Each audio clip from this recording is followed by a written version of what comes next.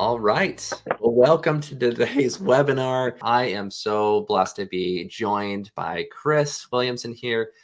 He has joined us in other webinars as well. He's just a wealth of knowledge on many different subjects, but today we're going to specifically kind of hone in and talk home shows, which we're in the midst of season, right? This is the season of home shows. This is to give you some tips and tricks of what can make your home show experience you can just that much better. So home shows are just such an integral piece of every home improvement company from a marketing aspect of things. And I think has more lasting effects than even the leads that you generate. But that's obviously a big portion of it. You need to walk away with something, right? So without further ado, Chris, do you mind kind of sharing a little bit about yourself and just what you do? Sure. Well, a lot of you are probably familiar with Tony Hody, who I've worked with for the past few years. I was a non-traditional marketing manager for a pretty big company for a long period of time, and that's how I met Tony years ago. In 2019, I joined Tony Hody full time. I mainly have two things that I do for Tony. One is recruiting work, because a lot of companies need help recruiting right now. And secondarily, I'm kind of the on-site canvas and events and home show guy. I go out to different locations. I'll work with, we were talking about canvas earlier, right? Like I'll work with the canvas team. I'll go to home shows. I'll go to meetings with the home show team, and then actually go and, work the booth with the team and try to generate leads. That's probably the most fun part of my job, is being on site with the teams, and actually, not just talking about it, but being in it, and I feel blessed to be able to do that, because I've traveled the country. I've worked home shows in a lot of different states, and people always want to tell me how their area is different, but you find out it tends to be the same. It tends to be the same things maybe people are struggling with, the same things that help you be successful, work nationwide. That's pretty much what I do. I help. One of my main things is to help people have better home shows. Yeah, absolutely. Well, I think that, and if you haven't watched it already, I interviewed Chris last year this time, and it's just mind blowing, some of the ideas that come out of your experience of just working with different companies. Is that, just like across the country, there's definitely differences in temperaments of people and value systems, but at the end of the day, we're all people are going to a home show for a reason, and you still have to, there's so many different aspects of it that are just the same one after another. So without further ado, I'm just going to dive into some of the questions I had for you here, kind of lined out. And again, if you have more questions, feel free to kind of ask them here in the live chat that we have. But what's the best way to gain really the attention of a fast moving shopper in the space? You think about it from the mindset of a consumer, as we often don't do, is like this consumer came to the home show for a reason. And are they looking for a specific company, or are they looking for a specific trade or connection? And you're just one of many of the same type of company. So how do you gain their attention, attract their attention in a pretty busy, space? Yeah. It's funny. Companies do all different kinds of things. Like I was just at a home show where they were throwing Frisbees at people while people were walking by, and people are getting nailed with Frisbees as they're going down one of the fast lanes at the home show. One of the big things, if I were to be on site training a company, Tony Hody has a kind of a 7-step home show process. The first step is always to engage, right? We want to engage the people that are at the home show. And a lot of thought sometimes goes into the location. I'm on a fast aisle. I'm on a slow aisle. I'm on a corner aisle.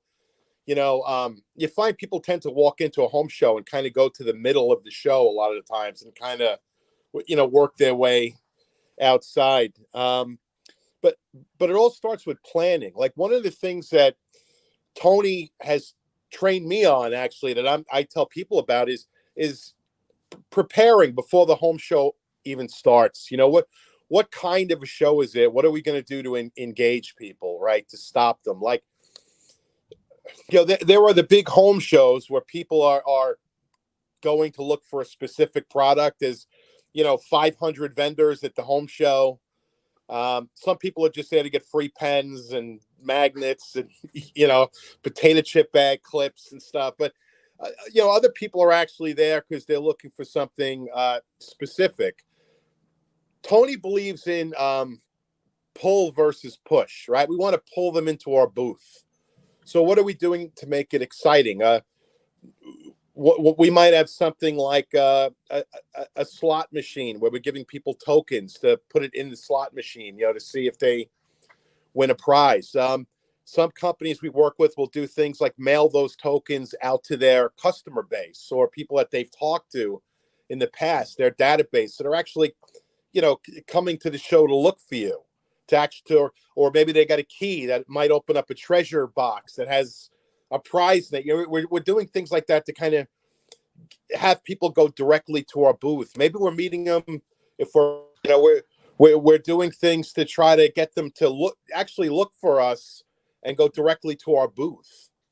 We also use a laminate. We believe in having a product sheet. We'll talk about that.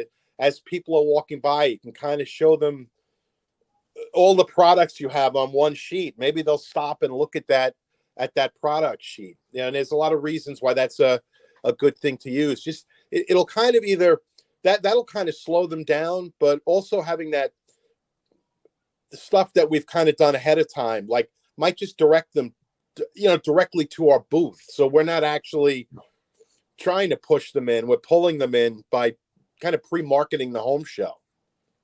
Yeah, absolutely. Well, I think that's, we'll talk about that in a minute. I think that was honestly one of the biggest mind-blowing things you shared last time was like, you should be preparing by sending your entire email list or your prospect list, a mailer or whatever that is, to tell them you're going to be at this home show, and then trying to give them a reason to stop by your booth. Because, at the end of the day, it's, those people who didn't buy from you before, it gives them another reason to stay in touch with them. But it also tries to get them in for a promotion or whatever's happening there. Sure. And then additionally, if you have more people in your booth, people want to know what the heck's going on at your booth. Yeah. So it makes people want to come in that way too. So I think that's a huge thing. So I'm curious, obviously I think we've seen the home show, like slot machines and even some like the slot machine stuff has been a little overused at some home shows, depending on how big they are. But any specific things you've seen in the last like 12 months here as home shows have kind of regained steam again, that's unique, that's kind of like people are doing something significantly different, to kind of pull that attention? Well, one thing is, don't be lazy. I just worked with a company. We were at this home show, and there were some bathroom companies, right? And they had pictures, they had photos, but the company I work with actually brought in baths that you could like walk into the bathroom with someone, So when people came to the booth, they weren't looking at like photos. I mean, this isn't like revolutionary, but it's like, yeah, part of it is don't be lazy. Bring in like the full bath that someone can walk into and stand in. And, I've seen,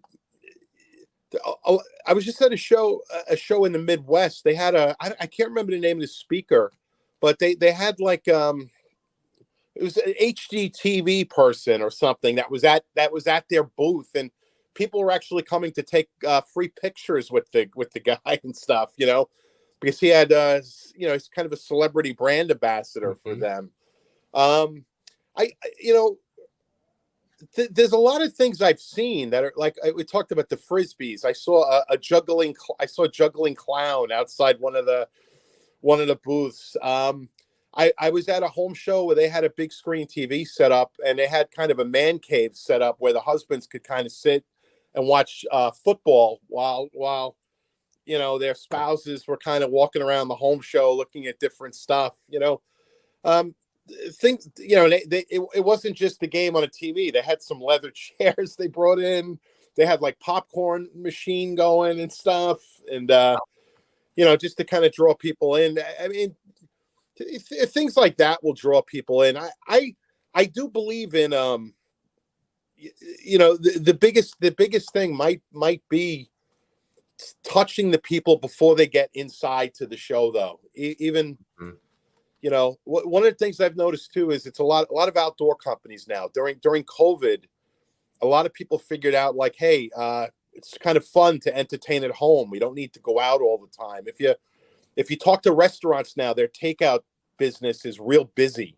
Well, Yep. maybe the inside restaurant. I have a friend who owns an Italian restaurant right outside New York City, and he's telling me that he has 6 delivery drivers on a Friday night and only 1 or 2 waiter or waitresses at the restaurant because it's all takeout. So what I'm seeing at home shows now is there's a lot more patio companies, pool companies, hot tub companies. So the companies that I see generate a little bit of a crowd is like one company had their hot tub going and they had people they were inviting people to come down like in bathing suits and jump in the hot tub and stuff during the home show, and they had changing rooms set up. And people are always thinking of different innovative ways to get people to go into the booth.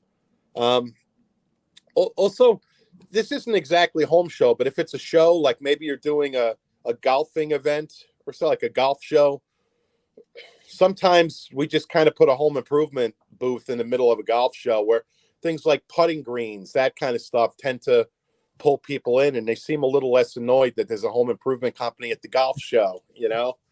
So things like that. I mean, people, the more creative you are, the better to pull people into your booth. And I say that. Another thing, something I would say along the lines with that though is don't be annoying. Don't hit people with frisbees in the head. Don't be careful what you're doing to try to lure people in. Yeah.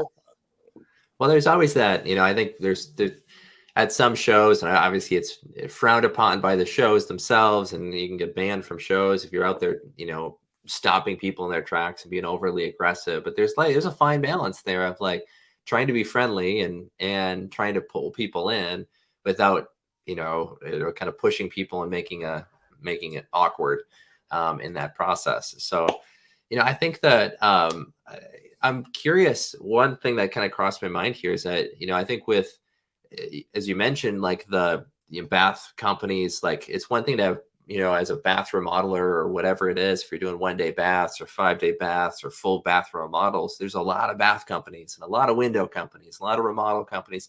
And it's like, well, there's one thing to show the images and it's another thing to show, the actual product. People can actually feel and touch and see an end product of what it's going to look like, but, afterwards. Mm-hmm. And because images that, they kind of become a dime a dozen versus now I can go in there and touch and feel this experience. That, yeah, I've seen companies have a lot more success, and it honestly just brings a lot of credibility with it too, that you're showing up with this display that actually looks polished. Mm-hmm. The other piece of it, when it comes to not being lazy, as you mentioned there, like going to home shows, even recently here, it is surprising how many home like display booths are pretty kind of crappy. Like, that doesn't say a whole lot about your quality of your work that's out there. So making sure you have really a polished booth that actually looks really quality and nice and reflects the type of work that you're going to do in their home as well. So, it looks like, Chris, you lost your video here with us. So yeah, I think that's a very interesting. I'm back. Wow. Look at that. Awesome. Yeah. So, perfect timing.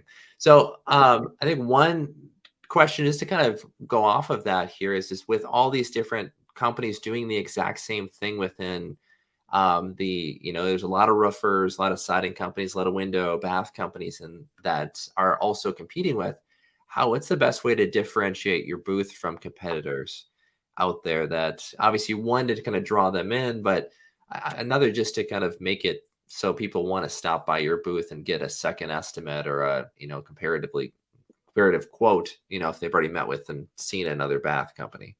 Yeah. So if we've gotten them to come into the booth, I always say this, like, no matter what you're doing in the home improvement industry, there's a lot of sales reps, there's a lot of canvassers, there's a lot of event people. And a lot of people do the same things. They say the same things, and it might not always be the right things to say, and one of the things I find is at a home show, we don't want to hit them for an appointment right away. And that seems to be Now, hopefully the rep is standing up. They're not sitting in a chair, on their On their phone. yeah, Yeah. on their phone, not paying attention. But so if we've engaged them and they've come into the booth now, one of the things we want to do is we want to qualify them, right? And when I say qualify, like I'm not talking about making sure they can get a loan or something like that. I want to find out, like, do they live in my service area? First of all, that's kind of an important thing. Are they in my territory, and do they own their home? But if I'm hitting them with, hey, I'm opening up with, do you own your home? They get a little. I'm going to repel them somewhat.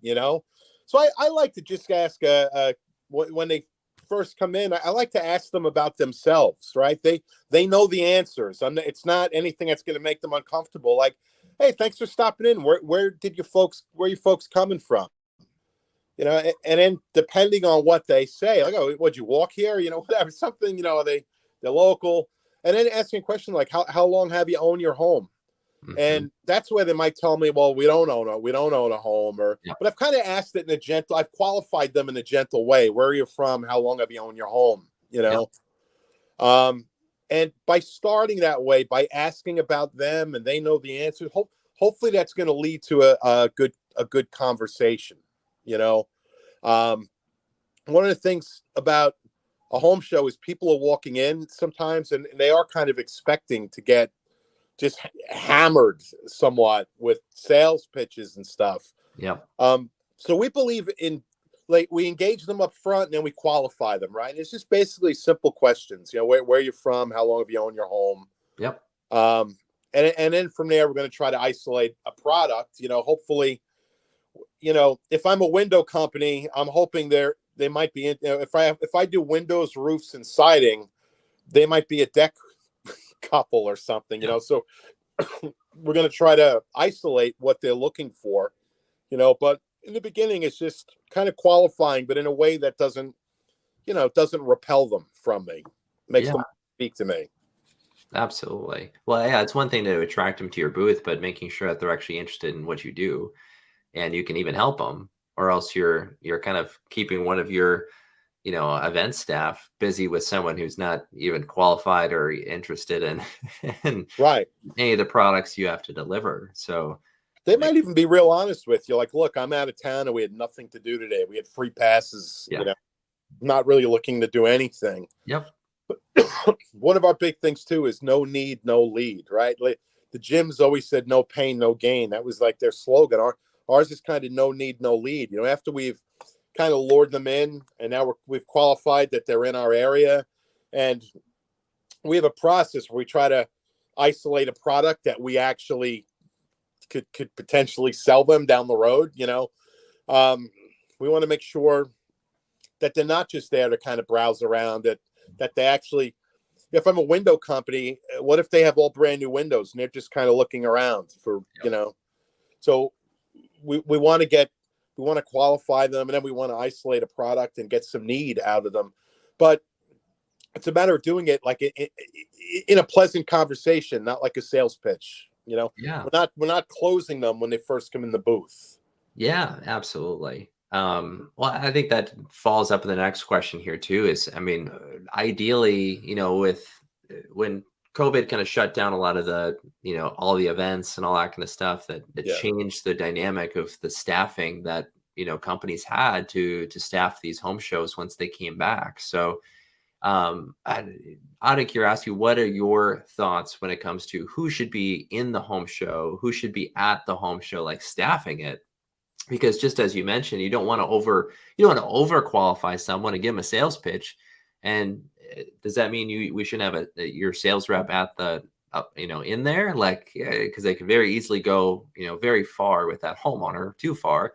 Or do you have a specific event staff, and how do you manage that? Or should they be canvassers that come there? Like, how best to kind of really staff up an event?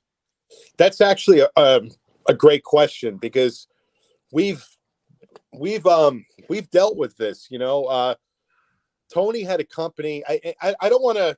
I don't remember. It might have been in Texas. He told me I was listening to Tony when he told me the story, but but it was a little while ago, so my memory's a little. But anyway, it was a company he worked with. They did a home show, and they staffed it with sales reps. And I think off that home show, the company did about $100,000 in sales. They staffed it with sales reps. The following year, they had it staffed with a professional events team. It wasn't the sales reps; it was the events team, and they generated almost 200,000 in sales with the events team. And that's why, as an events person, we're trying to set up a good appointment for the sales rep, where what they found was a lot of the sales reps were almost trying to sell the people in the booth, trying to qualify if they wanted to spend the time to even go to the house, So I would tell you, and look, some people, not everyone agrees with us, but I would tell you to staff it with a trained events team. That would be better. We have something we believe in called the brand ambassador at Tony Hody. The brand ambassador can canvas. The brand ambassador can meet with homeowners and set up appointments to try to get great social media scores.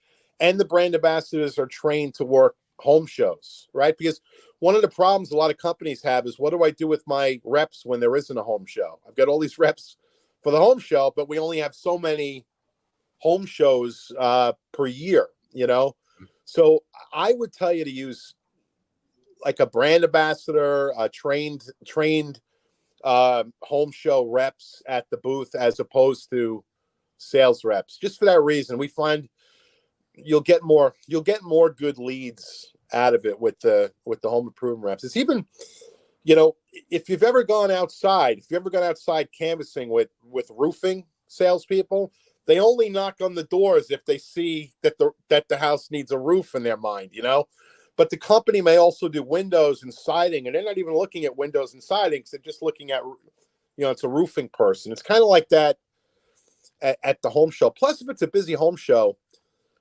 the reps in the booth, the home show reps, the event reps, the brand ambassadors, they kind of know when to cut and run. They're not going to get into a 20-minute conversation with everyone that comes through, where sales rep might kind of get a little deeper into the conversation. So while they're talking to this person for a long time that's not going to move forward, there's 9 other people walking past. Yeah. That maybe, we always say this, like being a canvasser or a home show rep or an events person, it's kind of like speed dating, right? It's a 5 or 10 minute conversation where the sales rep is more like the whining and dining for 2 hours, Yeah. So I would say in the booth at a home show, have reps that are trained, to do that. Well, on that note, I think is that, when it comes to an events team, let's talk ideals here. So some companies are at the stage where it's like, do you hire one person, or do you hire a team of 5, or what does that look like? And so you mentioned that obviously that a brand ambassador would be also out there canvassing. I mean, how do you fill their time is kind of the question I'm kind of getting at. Is, you have them canvassing, you have them doing events, but obviously there's only so many like quote unquote home shows, or on that, in that fall in that rain, that category. Is there other shows that they should be doing? Is there other, and tell us a little about kind of best experiences there. Yeah, it's that's one of the things an events manager will do. Like the big home shows are easy, right? We're going to do those. I mean, here's one of the crimes about a big home show, I think, is that they're expensive, right? Companies maybe pay thousands of dollars for that space. And then, like we kind of were kidding about it, right? The reps are sitting down, they're on their cell phone, we didn't really do any pre-planning, and maybe we don't get as much out of those shows as we can. But then there are those smaller shows that can generate a lot of leads that might be relatively inexpensive to run, and there's all kinds, like we said, maybe a golf show where you have 2 reps there for the day, or I mean, I've seen pirate festivals. We had on Long Island, there was a pirate festival, and the events team was in like pirate gear and stuff at a window booth, and they had all this pirate kind of stuff. They were giving away eye patches and stuff, but that's planning. They got those eye patches like 3 months before the pirate festival. Yeah. Tony Hody did something great. he actually created his own home show. Tony Hody owns a window and a bath franchise in Cleveland, and he actually partnered up with other companies like roofers and siders, and they actually created a home show at their warehouse where people, they brought in like, I think it was over 100 people in Cleveland, that they actually created like their own show and brought people in. There's a lot of pet things like by where I live. There's the Nassau Coliseum, and they have a pet expo. So people, home improvement companies will go to the pet expo and send again 1 or 2 people, and they've got biscuits and treats for the dogs and water on the ground. A friend of mine runs a retail division where, aside from home shows, they're in a hardware store pretty much every day. They have a display table in the hardware store where they're basically paying to rent space for that table, and they give a little piece of sales every month to the hardware store. There are a lot of different things you can set up.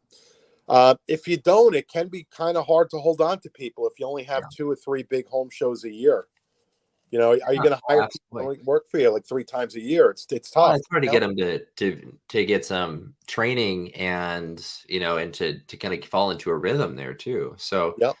well, so I think that's one of the things I see a lot of companies with is that they don't, I think you can, if you actually look at all the events in your local, metropolitan area, there is a significant amount, like especially that happen, just every season, that if you can, put your brand in front of these people at every single one of those moments in their life. I was just looking on the customer was at the bridal expo, which I'm not sure how that went with, a bunch of people at this, but it's a pivotal life choice. It's a pivotal life moment, and people, they're so focused on their wedding day, but it's like, it's an interesting, way to start getting your brand in front of them. So, I think that was what as I was talking about initially starting out this off, is that it's one thing to take a lead away from a home show. It's another thing to keep your brand. And I love the brand ambassador, view on that too, is that you truly are your extension of the company's brand. And it's just like you become a familiar face at all these shows again and again and again. And people visit multiple different events and shows and all that stuff here too. Yeah, one of the things we really believe in is we say connect, don't redirect. Yeah. We want to connect with people. Like if it's a bridal show, maybe you have something that you're giving away that, for towards their wedding, or your booth should be bridal themed or wedding themed, or chocolates or flowers or something. Again, we want to connect with them when they're there for the bridal expo and you're hitting them with siding. That there's probably going to be kind of a redirect there, but and use common sense. Like if you're at a bridal expo, did you ask them when they're getting married? Have you asked them anything about themselves? Like if you're at a home show and someone said, "Hey, we just moved into the neighborhood," before you go into probing questions and stuff, ask, "Hey, congrats. What made you move to this neighborhood?" Are you active listening to what the people are telling you? Because again, we want to connect with them. The longer and better the conversation is, the more likely you are to potentially get a lead. Yeah, well, absolutely. Well, I think that's we want to skip over the conversation part and get into, are they interested, and move on to the appointment, where the, more appointments will be made when you build more trust and relationship behind it as well. Yeah. So I think that's fantastic. So diving into the nitty gritty part of like brand ambassadors and all that kind of stuff is let's call it what it is. Like, it is hard to recruit good people today. We're looked at all the layoffs that are happening in technology companies and all that kind of stuff. So like all that piece, but to be able to, like, minimum wage is increased. It's the same thing with call centers and all that. It's harder to recruit and be competitive from a recruiting and compensation model and all that kind of stuff when it comes to finding brand ambassadors or callers within your call center, canvassing. So what are companies compensating at nowadays, and what are you seeing as kind of base wages, commissions, best ways to compensate there? Yeah, it's so hard when people ask, like, what should I pay? Like, I was working with a company in Wisconsin. They said we're having a hard time hiring canvas and event people, and they were paying like $13 an hour, I think, in Wisconsin at this company, and plus bonus, plus a very healthy recruiting bonus. If you bring in your friend, they were paying a lot of money, I thought. And the funny thing was, I found out the minimum wage, I don't know if it's changed, but the minimum wage was about $7.25 an hour in Wisconsin, and this company was paying $13 an hour plus bonus, which I thought was it's a pretty good pay level for there, especially like they said, we don't know where to recruit. And I remember I was at McDonald's, and McDonald's was packed with like college students working there and stuff. And McDonald's was hiring for like $8 an hour, and they were paying like 13 plus bonus. I'm like, are you actively recruiting? What's, all the people on your team? Like, one of the things I found out, a lot of people on the team didn't even realize there was an employee bonus for bringing someone into the company, right? Yeah. So I said, you have to talk about that in all your events meetings and stuff. Like, are you talking about recruiting and stuff? But, you've got to pay them hourly, typically, whatever it is in your, I mean, if you're paying minimum wage, they could probably get an easier job somewhere, especially if we're talking about, like, when we talk about events, we're talking about non-traditional marketing, right? So, hey, I can canvas in the 10-degree weather for $8 an hour, or I can be warm over the fryer later at McDonald's. So typically you're going to have to go, events is a little better. You're probably inside. You probably have access to a restroom and maybe a snack bar or whatever at a home show. But sometimes they're standing outside at an outdoor event. Maybe you're right. Maybe the home show team is at a run or something like that, and they're outside. And so typically we're probably going to be a little bit over minimum wage plus. And our bonuses, we typically recommend bonusing based on hours per demo, right? Like if somebody's working, say, I don't know, 20 hours for you, they should be no higher than 10 hours per demo. So they've had at least 2 demos in that, 30 hours. They've had at least 3 demos. Home shows, maybe, because if it's a real busy home show, maybe those hours per demo should be even lower. Yep. But we're going to typically pay them on every demo, as long as their hours per demo are good. Maybe it's $25, maybe it's $50, whatever it is.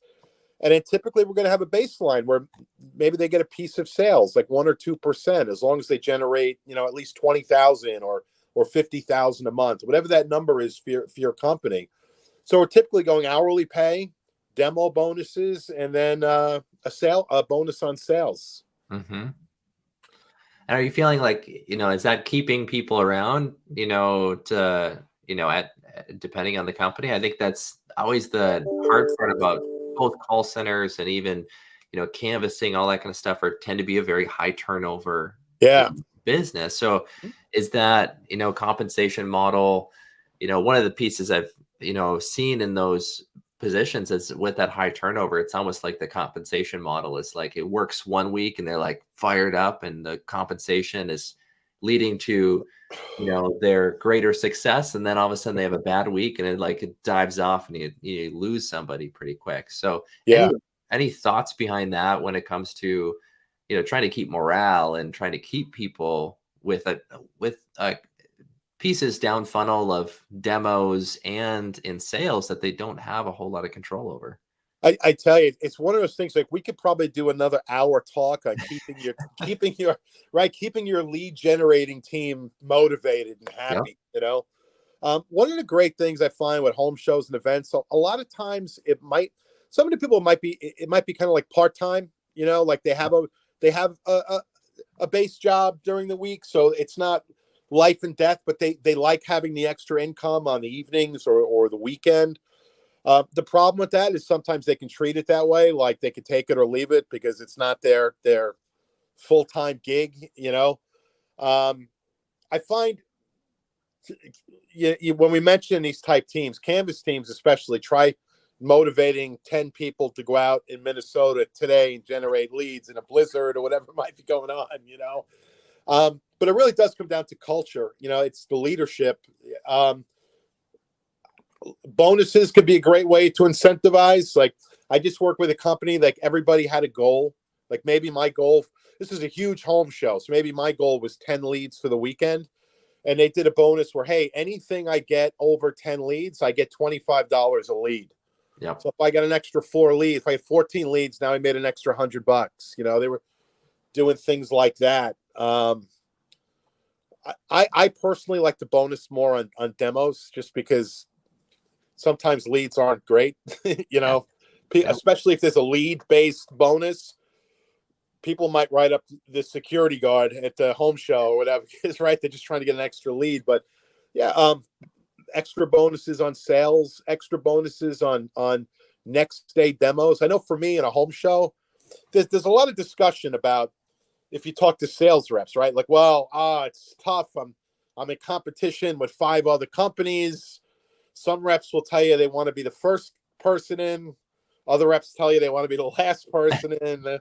For me personally, I would like to be in first. Yeah. I because if I'm 5th, they might buy with the 3rd person. They might never get to me if I'm number 5. You know, I'd like to go in first and try to sell it to them that day. So maybe I'm bonusing on next day leads that run, things like that. So right, I'm bonusing them on next day leads, maybe an extra $25 for the lead, or contests are fun, like gift cards. You know, whoever gets so many, or every lead. This is always fun. Every lead you get a raffle ticket, and at the end of the home show, we're going to pull a raffle ticket, and whoever has that ticket, you win the $100 gift card or something like that, because they love to win contests. You know, reps enjoy, like we used to put recruiting contests on. Like if we needed employees, especially, like I would be raffling off like a PlayStation or something like that, and they would send me people to interview, and I would say every interview you get like a raffle ticket. And I remember I said to Tony Hody, this company pays whatever, you know, $500 referral bonus.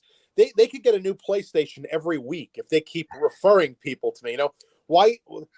Yeah, because I'm going to give them like $500 or whatever, or $250 or whatever your company's doing. And Tony said, if you give them $250, it just goes to like pay bills. If they win a PlayStation, they're keeping the PlayStation. Yep. You know, so I realized like they would get more excited sometimes about a gift than they would about money. And you can always do themes. If you have a home show at the beginning of February, maybe you're raffling, you tell them, the reps, like for every lead you generate, you get a raffle ticket, and we're going to give away dinner and a show or something like that for Valentine's Day contest. You could do themed contests and things that are fun, you know, that keep them motivated. It's all about culture. It's keeping the culture fun. Well, I think it kind of goes back to what you were saying about preparing for like each home show. Is like there's a lot of intentionality that goes into the home show itself. And like if you're going to do a bridal expo, giving away something related and making your booth stand out and related to the home show, the bridal show that you're going to be a part of, or, you know, if you're going to be at the golf show doing that, well, it's no different than the intentionality you have to do with your own team. Right. And being, you know, like making it fun and exciting and keeping things relevant and exciting to make sure first and foremost you're taking care of the people that are working for you. So I think that's such a unique thing in today's climate. And I'm curious what your thoughts are on this, is that it is, you know, like, you know, things roll downhill. And if your brand ambassadors don't feel like they're cared about, how are they going to care for the customer? If they don't feel like that they're not excited about what you do and why you do it, then how are they going to tell other people about it and get them excited about what they do and why they do it? And it's kind of hard to be able to start that. It's really quickly easy for them to end that if they don't feel fairly compensated or anything like that here. So I'm curious your thoughts on, you know, from like how to be able to create a leadership, you know, in that, like, how do you create culture, as you're talking about, that actually leads to a brand ambassador team who's fired up about your brand, because they're ultimately the ones talking about it. Yeah, it's funny. I just a year ago I worked with a company in Missouri, and I haven't been out there in a year, and they're still in touch with me. They'll FaceTime me from team dinners and stuff. They've just created like such an awesome culture, and like I'm in their group chats on WhatsApp and stuff, and I haven't seen them in person in a year, but I feel like I'm part of their team based on the messages they send out. They when the events team shows up, they send in headshots from their booth and stuff, and the whole team is on there like go kick butt, go get them. Yeah, it's just very like Yeah. motivating. They FaceTime me from their holiday party in December, and they were all together. Like they they work really hard and they work really well together, but they also like after a good home show, there's a team event coming up, whether either maybe they're going bowling or the Yep. company's doing something to like thank them. And it's not like it's not like fine dining, $200 a plate. It's like bowling and pizzas and that kind of stuff goes a long way, with your team.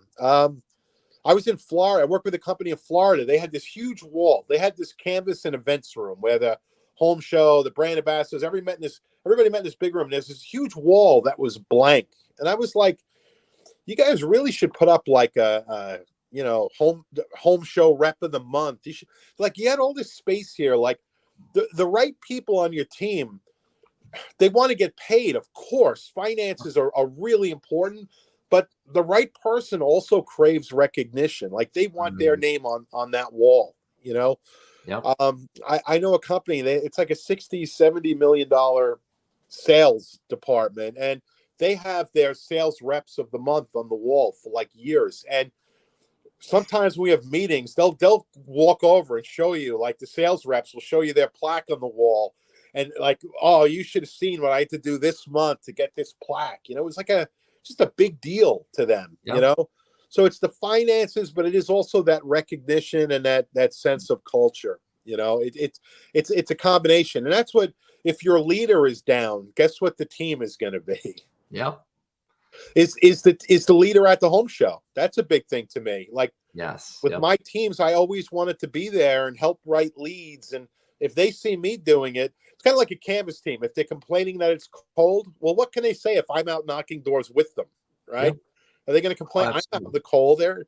So all Yes. that ties into culture, though. Culture is such a big part of a successful team and any kind of lead generation Well, moving I forward. I love that. I think that ties to so much of again, yeah, just like you said, compensation is extremely important to make sure that they can pay their bills, and you're paying them a fair wage that is going to take care of them. And I think that a company should be doing that anyway, and regardless of how you compensate or how you incentivize, but that recognition and all of that, but also leading by example there. Huge. I can't tell you how many call centers are led by someone who's not willing to get on the phone, or canvassing teams that the canvassing manager isn't actually out there canvassing at all, or the events person doesn't work on weekends. Yeah, Like it's, yeah.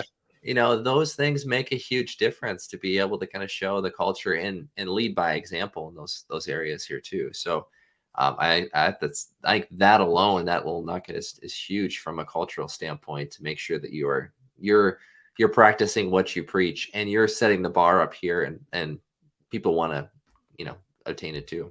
One of the things I learned, I was responsible to the president of my company when I ran departments, and I went to a lot of meetings. And I remember when I first became a manager, I was excited to go to those meetings. I found out pretty fast, a lot of times those department manager meetings were not fun, and I actually wanted to be back out in the field with my team, Yep. either knocking on doors or at a home show, but it is one of those things where I found, like, I liked my team. Like I would go to a home show and be there for hours. I would go out I wouldn't just drive to the field with my canvas team. I would actually go out in the canvas van with them. So they knew I wasn't just checking in and leaving, Yep. and while I did my job and I reported to the president of the company and I did everything I was supposed to do, I was also still part of the team when it came to Yep. like canvas and events. And I think that's really important, that you don't have that attitude of like, I'm the boss, you're the horse. You know what I mean? Like Yeah. you want to be in it with them. Yep. Well, and I think it's one thing one thing to teach and to say that this is what you need to do. It's another thing to go out there and actually do it. Yeah. And I've dealt with managers that don't know their pitch. Like they yeah, forgot the pitch, and I had that at a summit, and the owners of the company realized, wow, our management team doesn't know the pitch. yep. Yeah, that's a problem. No, I love the idea of making for lack of a better word, like kind of that family atmosphere of people on that team that you're going out afterwards, you're enjoying, you're celebrating as a team, you're being recognized as a individual and as a team in the group of the company here too. And I think that is one thing from a canvassing, from a home show perspective and events side of things, is making sure that often that's the lower cost of marketing for most companies, is that spot, and they kind of go, oh, we've got that one dialed in, and then we work on other stuff. It's just making sure that there's recognition there and there's money poured into that team, that they can take care of the people that are on the team, and that they're a part of the entire organization, and that the as a whole too. Sometimes they can be siloed into like, Yeah. you know, Well, think about this too. Like if you're applying for a job and you walk in and they're meeting with me or you, and they're a college student, or maybe they're a retired person. They're going to do events part time, whatever. And when they're in the office waiting to meet you, they're looking at pictures on the wall, and it's the team at events having fun. Like I just the other night, I don't know if by everyone that's watching, I don't know if axe throwing has become a thing near you. Where I live on Long Island, axe throwing is like couples axe throwing. They've got these. So I went with my girlfriend to an axe throwing party the other night, and it was fun. But there was a team there. It was a sales team. It was a real estate company, but they took the sales team and they were axe throwing. And then in the middle of this axe throwing place, they have a mechanical bull, right? And the owner of the company was on the mechanical bull, and everybody was laughing and taking pictures and stuff. But don't you think like that goes a long way with the team, that the owner of the company hopped up? He took them axe throwing, right? no. But then a lot of bosses I know wouldn't want to be around employees if they had axes in their hands, right? But he did, and then he got on a mechanical bull. That's not compensation, but that's something that they probably love, will never forget, and it makes them want to work for the company. Yeah, absolutely. I think goodwill goes a long way, right? That's Yeah. it's all about. Well, yeah, I think that this is, I mean, it's tons of information in here. I hope all of you guys who are watching here have gotten something out of it. If you have a question, I want to give you guys a couple minutes to kind of throw a question in Q&A here for Chris. But while we're waiting here, Chris, I want to give people an opportunity to get in touch with you. Obviously, you consult with companies, you help them, you go meet with them. What I love about what you do is that you're willing to get your hands dirty and actually not just talk about it, but you're willing to actually go in and do it along with them. So how can people get in touch with you if they want to learn just more about what you do and here too? Well, I honestly can say I work for someone who's, a trendsetter in the business. So TonyHody.com, that's the site. Yep. I'm on the site, TonyHody.com, and my email's kind of easy. It's my name, Chris, TonyHody.com. But yeah, the easiest way would be just to go to Tony's website. Yep.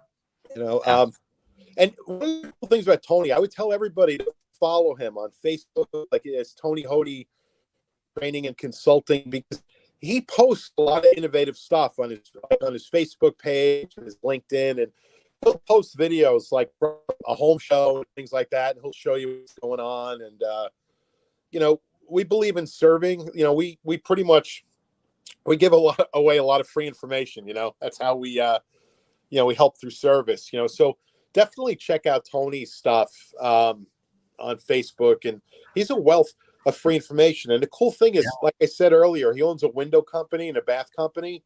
So a lot of the stuff we talk about, he has implemented in his business, So he has brand ambassadors, he has a canvasser, he does home shows, so we're actually, doing it. Yeah. And actually, taking care of it and actually doing that work. Yeah. And he's got a really cute dog named Daphne, who he posts pictures of, a rescue pit bull. That's beautiful. So join just to check out Daphne. She's worth it. Yeah, that alone. So yeah, we got a couple more questions kind of come in here. Maddie had asked, what do you recommend to have in the booth in a show? Kind of touched on this a little bit earlier, but curious. Yeah, I think other than the like a real display of something you've built or like an example of that, any other recommendations there? Like giveaway type stuff.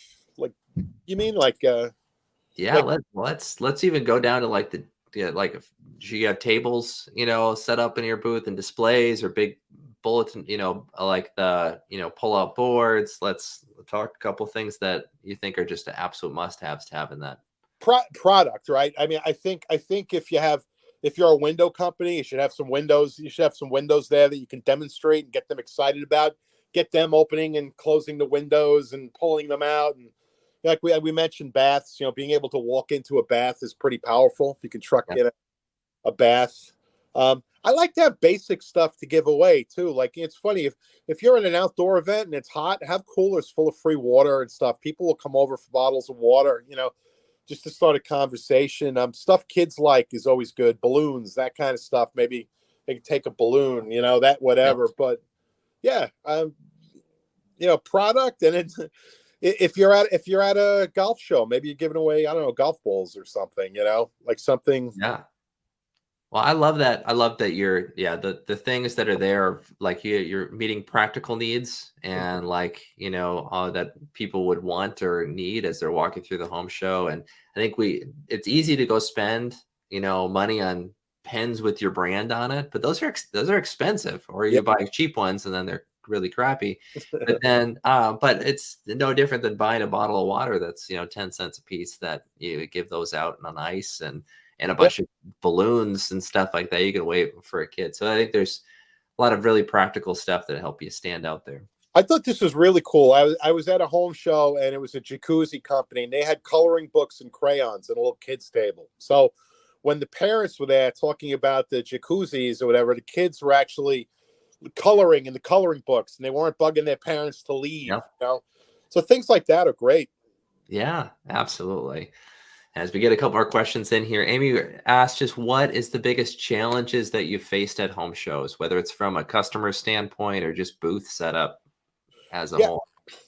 a lot of times it could be traffic. If the promoter's not promoting the event that well, that's kind of like trial and error. That what do you do when you have two people at the home show and there's no potential customers at the home shows? Yep. So again, I go back to the pre stuff is helpful with that. If you invite them before the home show. I mean, I would think that's the biggest problem. That if you talk to people that do a lot of home shows, it may be traffic. Other than that, I still think the biggest challenge is having good, solid employees that are going to be standing up, greeting people, engaging people that aren't. My friend Megan, who also works for Tony Hody, and we share photos sometimes. We text them from home shows. One time, just recently, there was a guy sleeping at the booth. He was literally sleeping. So Yep. I think that's it. It's traffic, and if the traffic is there, then having solid employees that are going to generate leads. Those are typically your biggest challenges at a home show. Yep. Well, and going back to what you talked about earlier here, you need a manager at the booth who you can trust and there too who's leading by example. So it's very Yeah. easy to be on your phone or have a person on your phone. Just like you can have the best traffic home show, you can have best display, best booth. You have all that stuff knocked out. But if you don't have good people who are actually there, then it's not going to be a success. My friend just told me a story. She got a complaint because they had a booth. They had a booth in a shopping mall, and the lady that was working the booth, they got a complaint from the mall because she brought a sleeping bag and was literally sleeping on the floor by the booth. She got let go, but I mean, I hope so. but I was kind of like, where was the manager? This was going on, and the manager wasn't aware of it because the Yeah. manager never stopped by the booth. Yep. Absolutely. Well, and I think that it all goes into hiring great people and trusting that process here too, and having a process and having a culture that that's set up properly. So Brandon asked, what are your thoughts on colored lights and flashy things to catch people's attention? Yeah, I think that's fine if it catches their attention, as long as it's not a distraction. Yeah. As like as long as you can write a lead on a lead sheet or whatever. Why not? Yeah. Sparkle. I no problem there. All I can think of is like the spotlights going off and for the movie spotlights and Yeah. bunch of flashy lights, and strobe lights going off. It might. Why not make it, have a dance floor, make it like Studio 54 or something. Make it fun. I think home shows should be fun. Yeah. Make it exciting. Yeah, absolutely. Well, I think the creativity and all that stuff, I think as you're sharing here too, there's a lot of creative ways to be able to stand out, Yeah. and being willing to stand out without compromising your, what you do, what Right. you really do at the end of the day, which Right. is install windows or do roofing or install bathrooms. So you want to make sure that the product is still the highlight there at the end of the day, but Yeah. you can still, play up if you have a promotion going on, you can still, make that a fun promotion, and Absolutely. highlight it. So, oh, absolutely. Well, I want to respect everybody's time. I appreciate all of you guys being on here. Again, this is recorded. Please reach out to Chris if you have questions at all on additional things here for him. We just so are honored that you're willing to join us, Chris, and chat and share your knowledge and wisdom with us. Thank you so much for that. And we'll send out this recording here afterwards. Yeah. With all that, thank you everybody for being here. And Thanks everybody for tuning in. Thank you for putting these on. These are great. A lot of fun, and thanks to everybody for tuning in. Yeah, absolutely. Well, everybody have a great rest of the day. We'll see y'all next week.